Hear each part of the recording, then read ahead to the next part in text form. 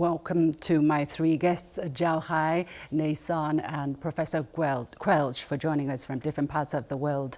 We'll be joined by Professor Mahboubi in just a moment. Let me go to Zhao Hai first, and welcome on the show. So first of all, we're hearing some encouraging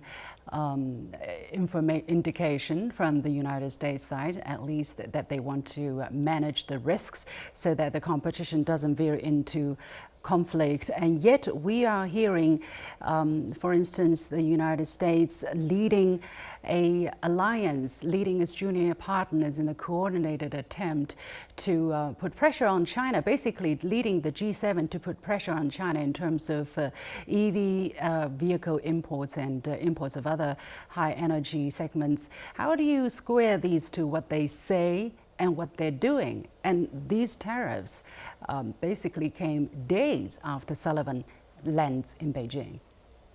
Well, that has been the U.S. strategy. Particularly, this is coming from Mr. Sullivan himself. I think the U.S. is executing this parallel strategy. On the one hand, trying to maintain the guardrail, making sure that the crisis does not getting out of hands, and making sure that the competition does not veer into some kind of escalating conflict.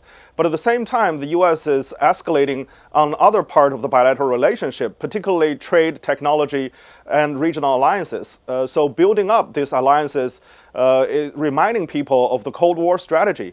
And I think the U.S. cannot going further and further down this path, because there's this built-in inconsistency with the U.S. strategy. You cannot maintain or define this bilateral relationship, most important in this century, as competition without more areas of competition, but at the same time trying to prevent down the road any conflict or confrontation. So that's why I think this meeting is critically important, just like many meetings before this one, that there are continuing dialogue, and Chinese side wanted to make sure that this strategy is not working, and the U.S. needs to find a rational strategy. And also, this strategy shouldn't be impacted by domestic politics. As we know, right now, the U.S. Election is going on, and both sides want to show tough sides on China. And that strategy, if impacted or influenced by domestic politics, is even more, getting more complicated and more likely to go into an escalating confrontation between two sides. Professor Quelch, let me go to you here.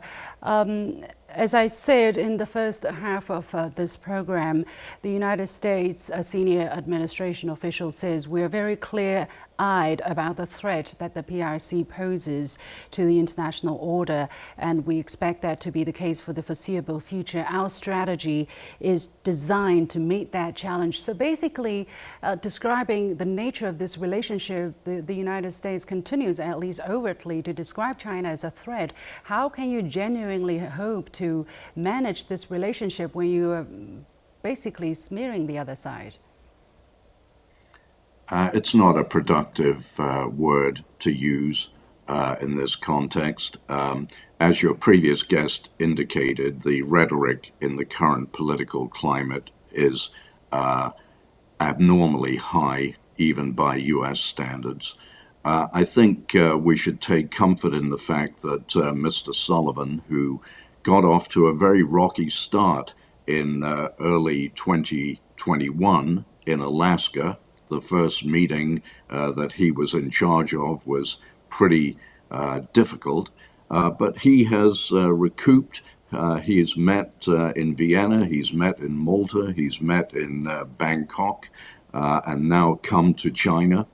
And I think also if the Vice President Harris were to win the election, there's a chance that Mr. Sullivan might continue in his position.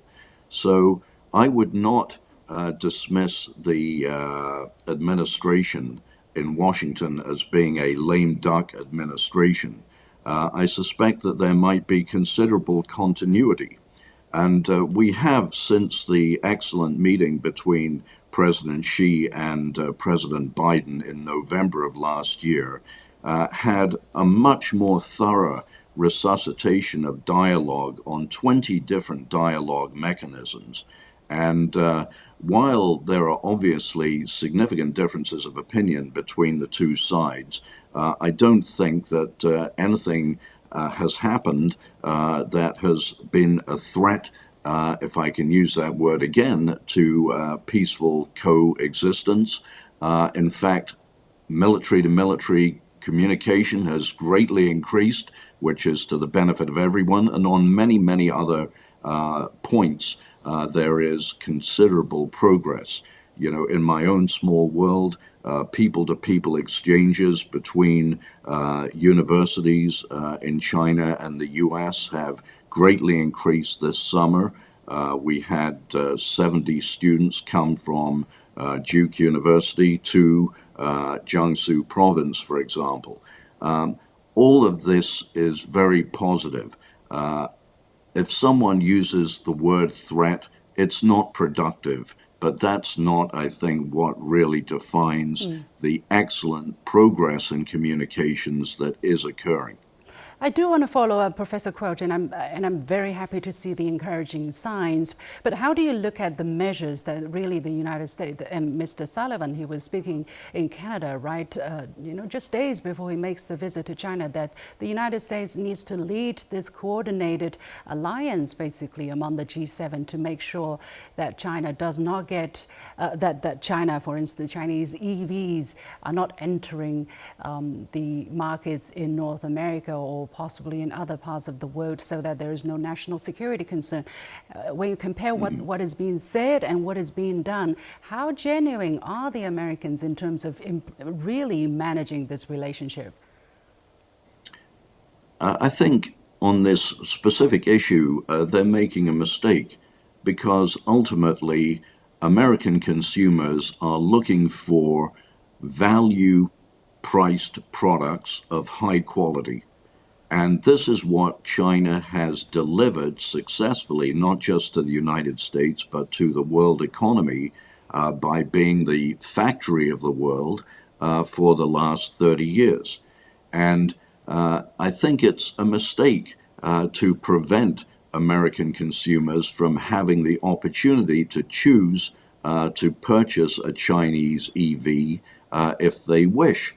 And yes, there may be a possibility of monitoring of those vehicles, but that can easily be handled through negotiation.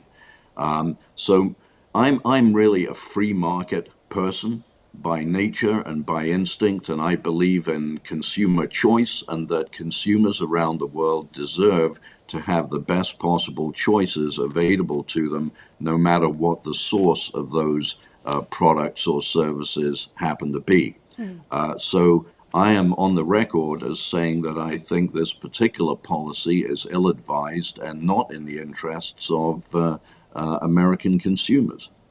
Professor Mahboubi, what is your take of the effectiveness so far of this channel of strategic communication, which was designed in Bali by the two presidents to put a floor to bilateral ties? Do you think it has been somewhat successful? What still needs to be done? Are we on the same page in terms of fundamentals, meaning, of course, in China's term, the perception of China?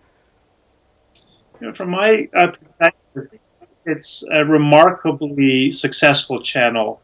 I think it's important to remember that Jake Sullivan and Wang Yi met back in May 2023, just a few months after the balloon incident, which was probably one of the lowest moments in the U.S. China relationship during the Biden administration. And they've met now 5 times in 18 months.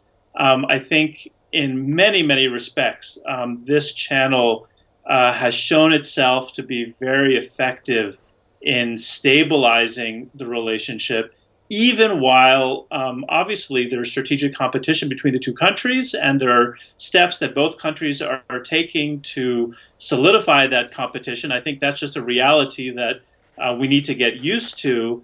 But meanwhile, this channel has really done a lot, I think, functionally to lower the temperature in the U.S. China relationship. And in that sense, I think we could take this 5th and probably last meeting directly between Jake Sullivan and Wang Yi as a valedictory for what has really been in my view, a very, very effective channel in a very difficult period of time. What do you expect to come out of this round of talks? Because so far we don't have much information about specifically what have been talked about. And if you look at what has been happening in terms of U.S. policy, it seems that the U.S. has been doubling down on tariffs on China, on the kind of perception in terms of rhetoric, definitely. So what can we possibly expect to come out of this meeting? Just another handshake and okay, to breathe the air of Beijing, have some Chinese food, but what else can we touch on tangibly? Nothing wrong with Chinese food, so that's always a positive thing. But seriously, I think obviously this is the last months of the Biden administration. No matter who wins the next election, it will be a different president who takes power in the United States in January. And I think that the Biden and Xi relationship has been one that has structured this particular approach of both sides understanding that there's strategic competition, but trying to maintain some degree of stability nonetheless. And so I see this meeting as kind of, a bow tie on that approach.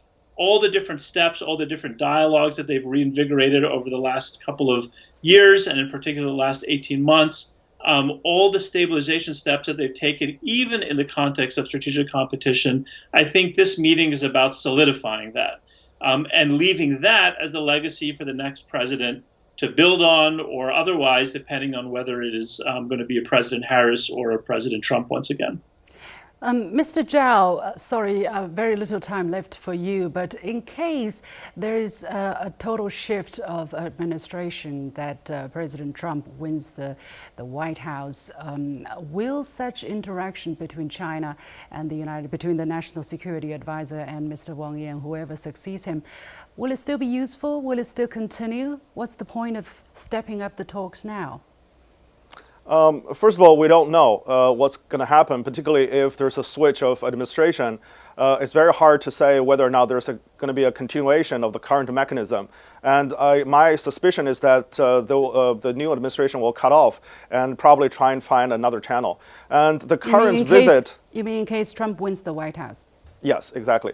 And the current visit by National Security Advisor Sullivan, I think there's one key purpose here, which is to make sure that the remaining months before and after the U.S. election, the U.S. side wanted to maintain strategic stability between the two countries so that no incident could happen that will impact or influence the outcome of the U.S. election. And right now, I think China issue is not on the top priority or top of the list in the U.S. domestic politics. But if something flash out, if something happened across Taiwan Strait or South China Sea or whatever, that could change the game. So I think one of the major things here is to talk about this. But Trump has also said that he kind of wants to have a good relationship with China, so we don't know really, Mr. Zhao. Well, Trump is talking about having a good relationship with President Xi, but if you look at his last administration, overall, I don't think that direction of the bilateral relationship is heading in the right direction. All right. Well, we will certainly keep a close watch on the situation. Many thanks to my guests, Zhao Hai, John Quelch, and Nason Mabubi.